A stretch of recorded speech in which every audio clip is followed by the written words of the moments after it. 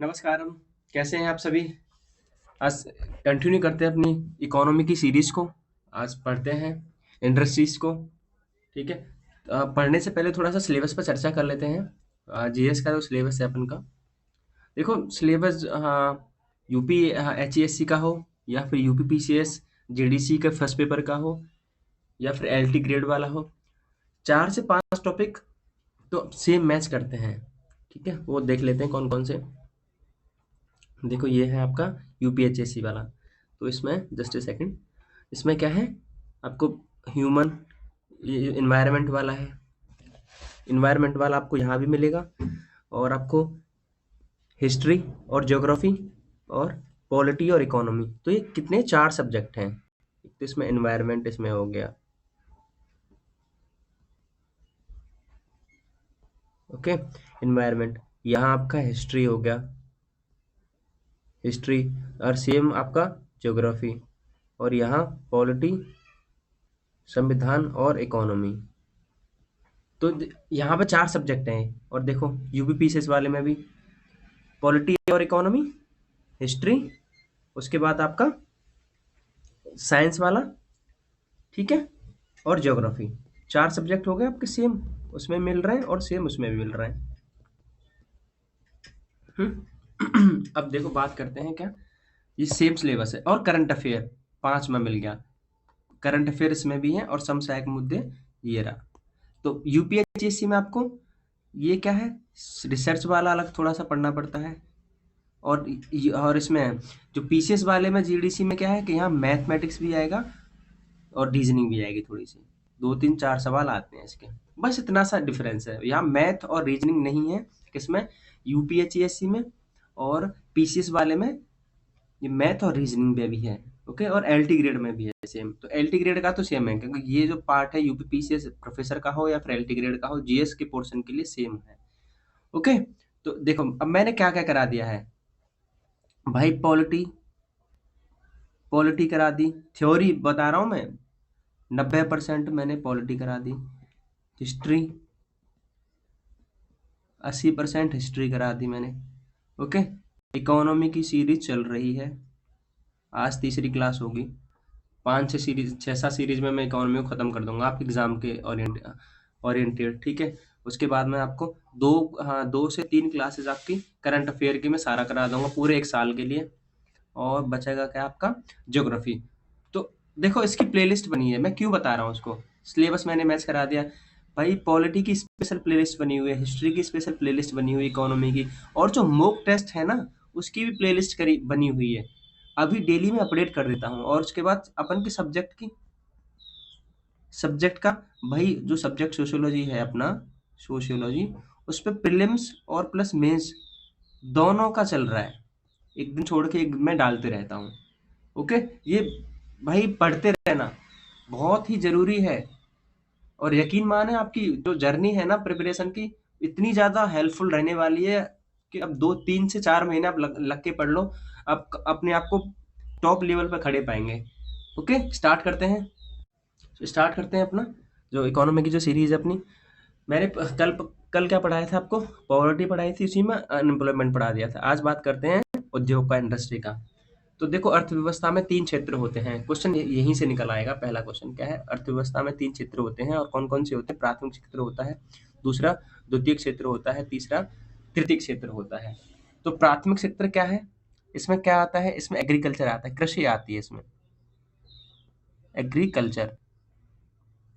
ये क्या है, इसमें रॉ मटेरियल होता है, उसका विनिर्माण होता है, मैन्युफैक्चरिंग, ठीक है। क्या होता है, मैन्युफैक्चरिंग। और तीसरा क्या है, जो सर्विस देते हैं, सेवा क्षेत्र, टर्सरी क्षेत्र को क्या बोलते हैं, सर्विस क्षेत्र बोलते हैं। पहला क्वेश्चन तो यहाँ से बन गया कि तृतीय उद्योग को क्या बोलते हैं, सेवा क्षेत्र है, सर्विस सेक्टर। इसका एग्जाम्पल क्या है भाई, डॉक्टर्स अपनी सेवा दे रहे हैं, बार बाल काट रहा है, होटल्स होटल्स में क्या होता है, हॉस्पिटैलिटी होती है, तो वो सेवा देते हैं। इंजीनियर्स अपनी सेवा दे रहे हैं, सर्विस में कोई व्यक्ति, कोई टीचर है, कोई सेना में अफसर है, या कोई सिपाही है, ये सब अपनी सेवा दे रहे हैं। तो ये कौन से क्षेत्र में आएगा, ये कौन से क्षेत्र में आएगा, टर्सरी सेक्टर में आएगा, ओके। ये कॉन्सेप्ट क्लियर है ना। आई रिपीट, अर्थव्यवस्था, किसी भी अर्थव्यवस्था में 3 क्षेत्र होते हैं। आज चौथा और 5वां आ गया, लेकिन उनसे अभी कोई मतलब नहीं है, वो डिफाइन नहीं है।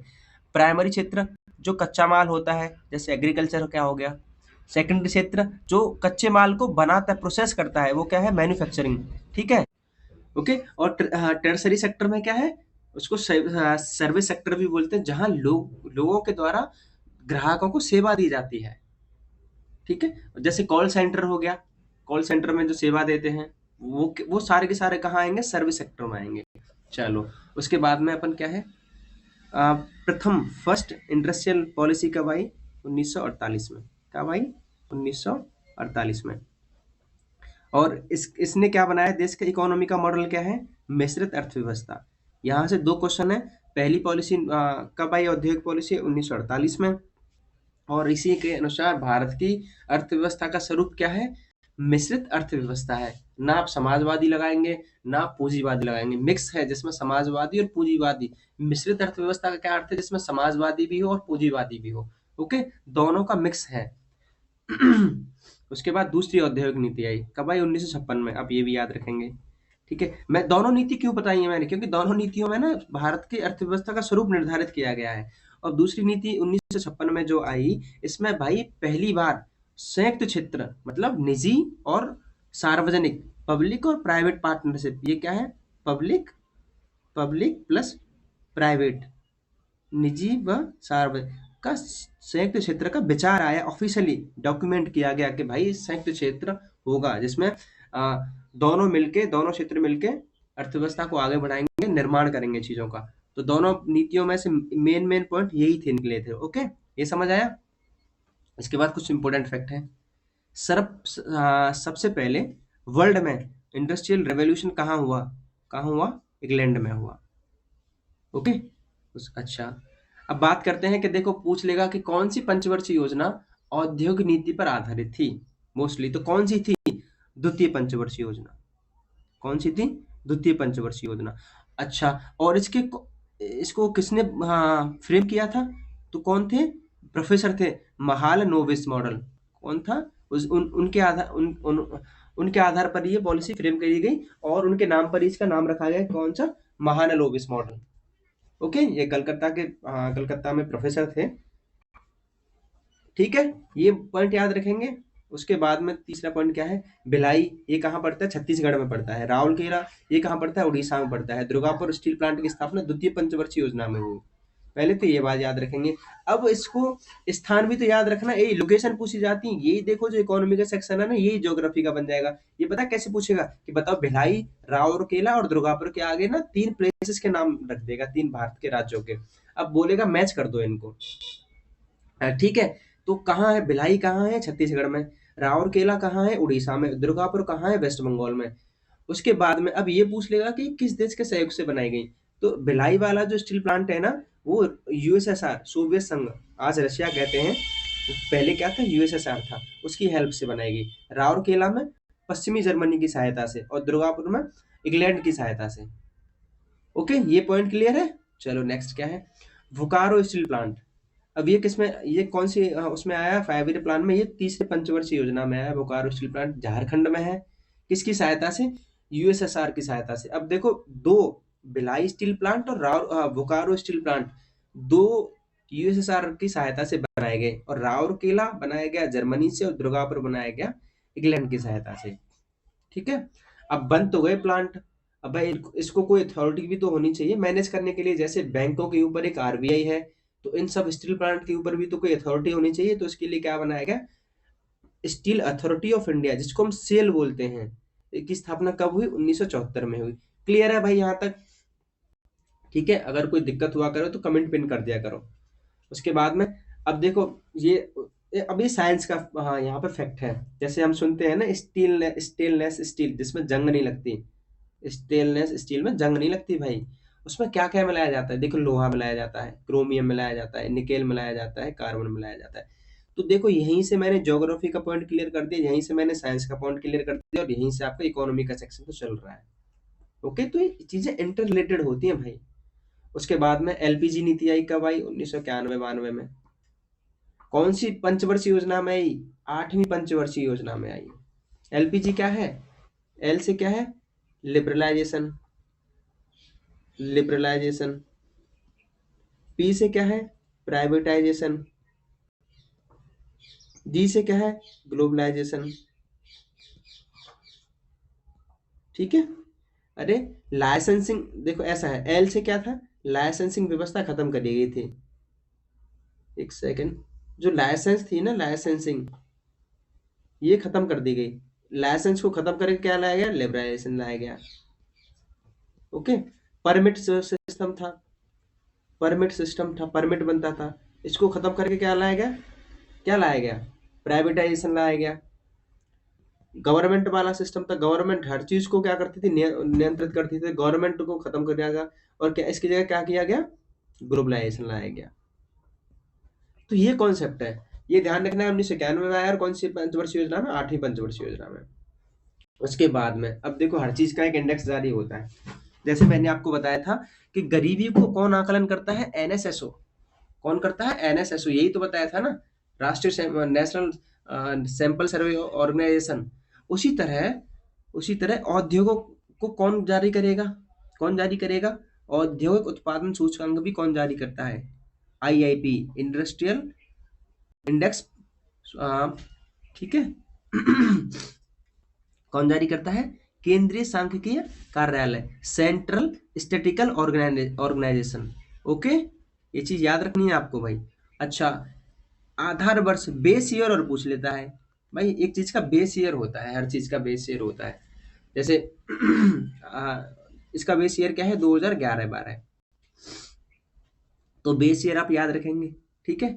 मोस्ट भाई इंपोर्टेंट पॉइंट है जो मैं यहाँ करा रहा हूँ, फालतू की चीजें नहीं है, मैं कोई थ्योरी नहीं चल रही कि मेंस की क्लास के लिए, जो जितना ज्यादा एग्जाम के लिए केवल इंपॉर्टेंट है ना, बस वही है यहाँ। उसके बाद में क्या हुआ, सीसीआई, ये क्या है, भारतीय प्रतिस्पर्धा आयोग, कंपटीशन कमीशन ऑफ इंडिया, भारतीय प्रतिस्पर्धा आयोग कब बना भाई, 2009 में बना, याद रखेंगे इसको, ठीक है। उसके बाद में दो कंपनियां थी, इसको, ये क्या है, इसको, ये क्या है, टिस्को, कब बनी, 1870 में बनी, बंगाल में। टिस्को कब बनी, 1907 में बनी, जमशेदपुर में। उसके बाद अब बात करते हैं मोस्टली अपनी इंडस्ट्रीज की, एल्युमिनियम इंडस्ट्री कब बनी, ये ज्यादा इंपॉर्टेंट नहीं, नाम क्या है, नालको, पूछा जाता है नालको कहाँ है, हीराकुंड में है, हीराकुंड कहाँ है, उड़ीसा, ओके। उसके बाद में टेक्सटाइल इंडस्ट्री माने वस्त्र उद्योग, ये अब इसमें इंपॉर्टेंट फैक्ट क्या है, प्रथम सूती मिल कपड़ा, प्रथम सूती कपड़ा मिल कहाँ, 1818 में बनी, फोर्ट क्लोस्टर में, बंगाल में थी। लेकिन ये प्रथम, लेकिन क्या थी, ये असफल थी, ये सफल नहीं हुई थी। तो प्रथम सफल सूती कपड़ा मिल कहाँ बनी, 1853-54 में। दोनों ही पॉइंट आपको याद रखने पड़ेंगे। और तीसरा पॉइंट पता है क्या याद रखना है आपको, पूछ लेगा कि इंडिया का सबसे प्राचीन इंडस्ट्री कौन सी है, भूल के भी ना ज्वेलरी या फिर कोई और चीज मत लगा देना। सबसे प्राचीन उद्योग क्या है, सबसे प्राचीन उद्योग क्या है, यही है, वस्त्र उद्योग है, ओके, ठीक है। उसके बाद में इंपॉर्टेंट पॉइंट नेक्स्ट क्या है, तो टेक्सटाइल के कारण ही महाराष्ट्र को इंडिया का क्या है, कपड़ा वहां ज्यादा, कपड़े की फैक्ट्री वहां ज्यादा है। तो महाराष्ट्र को क्या बोलते हैं, इंडिया का मैनचेस्टर बोलते हैं महाराष्ट्र को। ये पूछ लेता है कि इंडिया का मैनचेस्टर भारत का कौन सा राज्य है। फिर पूछ लेते हैं कि पूर्व का बोस्टन किसको कहते हैं, तो अहमदाबाद को क्या कहते हैं, पूर्व का ईस्ट ऑफ बोस्टन कहते हैं, ठीक है। बोस्टन कहाँ है, यूएसए में है। कोयम्बटूर को क्या बोलते हैं, भारत का दक्षिण भारत का मैनचेस्टर बोलते हैं।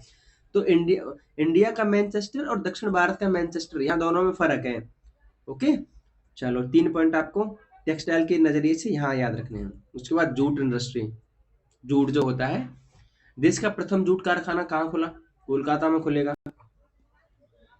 हाँ, रिसिंड्रा नाम की जगह 1855 में किसने खोला, जॉर्ज ऑकलैंड ने खोला। भारतीय जूट निगम स्वतंत्रता के बाद में इंडियन जूट कॉर्पोरेशन की स्थापना कब हुई, 1971 में, ओके। उसके बाद रेशम इंडस्ट्री, रेशम को जैसे सिल्क इंडस्ट्री है। तो इंडिया का वर्ल्ड में कौन सा स्थान है, सेकंड प्लेस पर है इंडिया। और ऐसे पूछ लेता है कि मलबरी, इरी, ये क्या है, मलबरी है, इरी है, मूंगा है, ओक है और ट्रॉपिकल है। ये पूछ लेगा कि भाई ये क्या है, तो आपको क्या बताना है कि भाई ये रेशम का प्रकार है। और ये पांचों प्रकार ना, पांचों टाइप्स, ये पांचों टाइप्स इंडिया में अवेलेबल है भाई। जैसे कॉफी के टाइप्स होते हैं, अरेबिका होती है, और आपका एक रोबस्टा होती है। ऐसे ही ये सिल्क के टाइप हैं, रेशम के प्रकार है, मलबरी, इरी, मूंगा, ओक और ट्रॉपिकल। ओके। उसके बाद में ऊनी वस्त्र, हाँ, वोलन टेक्सटाइल की बात कर लेते हैं। यूपी की मिर्जापुर, भदोही, गोपीगंज फेमस है किसके लिए? कालीन निर्माण के लिए। कालीन उद्योग है भाई। कालीन बोले तो दरी, जो अच्छी अच्छी दरियां होती हैं वहां बनाई जाती हैं यूपी के। पश्मीना ऑल किससे प्राप्त होती है? पश्मीना शॉल बनाई जाती है ऊन से, बहुत फेमस है इंडिया में, वर्ल्ड में। बकरी से बनाई जाती है। और अंगोरा ऊन कहाँ से प्राप्त होती है? खरगोश से प्राप्त होती है। तो वुलन टेक्सटाइल के हमें इतने सारे पॉइंट आपको याद रखने हैं। एमएसएमई, माइक्रो, हाँ, माइक्रो मीडियम स्मॉल इंटरप्राइजेस। ठीक है। सूक्ष्म लघु उद्योग अधिनियम कब आया ये पूछ लेता है, 2006 में आया। ठीक है। अब बात करते हैं फर्टिलाइजर इंडस्ट्री की, उर्वरक उद्योग। भाई इसकी लोकेशन से याद रखनी है। तलचर कहाँ है? तलचर।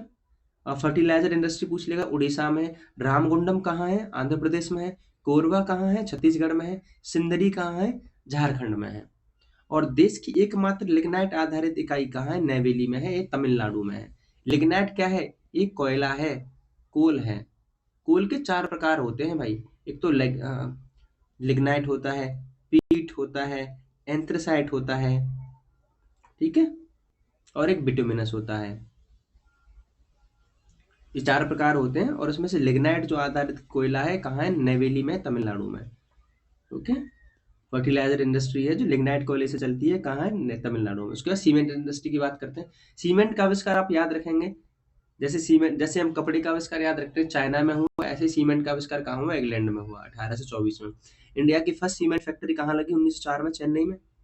पेपर इंडस्ट्री, कागज का, देखो कागज का आविष्कार चीन में हुआ। इंडिया की प्रथम पेपर फैक्ट्री कहाँ लगी? 1832 में लगी और श्री रामपुर बंगाल में। ओके। याद रखनी है भाई, ये मैं फालतू की चीजें यहाँ लिखा ही नहीं रहा कुछ भी। अब मैं एक इम्पोर्टेंट इंटरेस्टिंग फैक्ट बता देता हूँ, देखो आपकी अवेयरनेस के लिए, क्योंकि अब समाज को अब एक नई दिशा देने वाले हैं। अब सारे के सारे जो शिक्षक बनने वाला है, कोई कहीं निकलेगा, कोई किसी एरिया में निकलेगा। तो 1 टन भाई जिस कागज जब बनता है ना भाई, 22 टन कच्चा माल लगता है। विद्वान जनों देखो, 1 टन कागज बनाने में 22 टन कच्चे माल का खपत होती है भाई। देखो क्या इम्पोर्टेंट है इस कागज की, हम ऐसे ही बिगाड़ देते हैं इसको। ओके। हालांकि आज भारत सरकार ने ई पेपर कर दिया है, बहुत अच्छी पहल है भारत सरकार की तरफ से। तो अब जब बड़ी बड़ी कंपनियां होती है ना, जिनका मोटा मुनाफा होता है, उसको भारत सरकार ने क्या किया, तीन तीन उसमें भागों में बांट दिया। एक तो होती है मनीरत्न, छोटी कंपनी। एक होती है नवरत्न, इससे बड़ी कंपनी, इससे बड़ी कंपनी। एक होती है महारत्न, भाई इससे भी बड़ी कंपनी। तो मिनी रत्न योजना कंपनी कब हुई? 1997 में आई, अक्टूबर में। नवरत्न योजना कब आई? जुलाई 1997 में। और महारत्न योजना कब आई? 2009 में।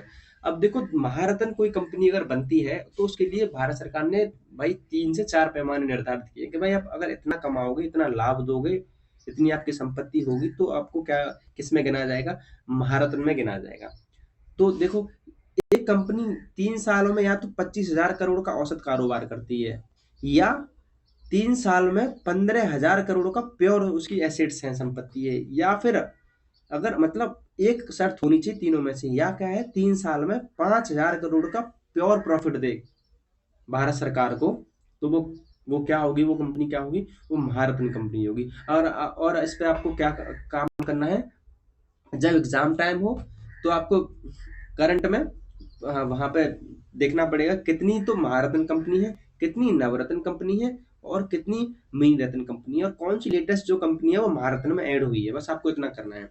अब आता है कंपनी अधिनियम 2013, कंपनी एक्ट 2013। इसमें इंपोर्टेंट पॉइंट क्या है कि जो निगम, जो सीएसआर का कॉन्सेप्ट है ना, वो 2013 के द्वारा आया। सीएसआर बोले तो कॉर्पोरेटिव सोशल रिस्पॉन्सिबिलिटी, निगम सामाजिक उत्तरदायित्व। तो देखो ये क्या है, अरे जैसे मान लो कि ये मिनी रत्न, नवरत्न और महारत्न, ये बड़ी बड़ी कंपनियां हो गई, इनको बोला गया है कि भाई जो तुम्हारा प्रॉफिट होता है ना, ये 2% टैक्स है। मान लो तुमने कमाए 500 करोड़, उसमें से आपको 2%, 2% मतलब 10 करोड़ आपको देना पड़ेगा भाई, हर साल देना पड़ेगा। और वो 10 करोड़ कहाँ लगेगा? शिक्षा में लगेगा, सामाजिक सोशल कामों के लिए, पढ़ाई के लिए, स्वास्थ्य के लिए। ओके। एनजीओ जो भुखमरी, गरीबी, इन सब के लिए। तो सीएसआर कितना परसेंट देना होगा? 2%। आप ये याद रखेंगे। और सीएसआर की फुल फॉर्म याद रखेंगे, निगम सामाजिक उत्तरदायित्व कॉर्पोरेट सोशल रिस्पॉन्सिबिलिटी कब आया? 2013 के एक्ट से। अब इंडिया में 8 कोर इंडस्ट्रीज हैं। कितनी है? 8 कोर इंडस्ट्रीज। अब मैं क्यों पढ़ा रहा हूँ? तो 8 कोर इंडस्ट्री में से 4 का ऑप्शन दे देगा आपको और पूछ लेगा कि इनमें से बताओ कौन से कोर इंडस्ट्री में आती हैं और कौन सी नहीं आती हैं। तो 8 कोर इंडस्ट्री के आपको नाम याद रखने पड़ेंगे। देखो, सी कोयला, कच्चा तेल, प्राकृतिक गैस कैसे याद रखेंगे मैं बता देता हूँ। जो फॉसिल फ्यूल है ना अपना, फॉसिल फ्यूल से देख क्या है फॉसिल फ्यूल, ईंधन भी, कोयला भी, क्रूड ऑयल, नेचुरल गैस, ये फॉसिल फ्यूल तो है सारे के सारे। तो देखो एक सी यहाँ से ये आ गई, कोल हो गया, क्रूड ऑयल हो गया, नेचुरल गैस हो गई और आपका रिफाइनरी प्रोडक्ट हो गया, रिफाइनरी प्रोडक्ट होगा पेट्रोलियम का, उर्वरक, फर्टिलाइजर। अब ये आपका स्टील, ये आपका सीमेंट, ये आपका इलेक्ट्रिसिटी। 8 कोर सेक्टर आपको बाई लिप्स रटे होने चाहिए, ठीक है? इनकी जगह कुछ और मत कर देना। और सबसे ज्यादा देखो, थोड़ा सा भड़के पूछेगा तो ये पूछ लेगा कि 8 कोर इंडस्ट्री में सबसे ज्यादा वेटेज किसका है? सबसे ज्यादा वेटेज किसका है? तो भाई इसका है, रिफाइनरी प्रोडक्ट का है सबसे ज्यादा भार। उसके बाद फिर किसका है? बिजली का है। ओके, तो ये छोटी सी क्लास थी, बहुत इंफॉर्मेटिव है। ये पूरा का पूरा इंडस्ट्री वाला चैप्टर खत्म हो गया। नेक्स्ट कोई क्लास में फिर से नए टॉपिक के साथ मिलते हैं। बने रहिए। Have a good day. जय हिंद।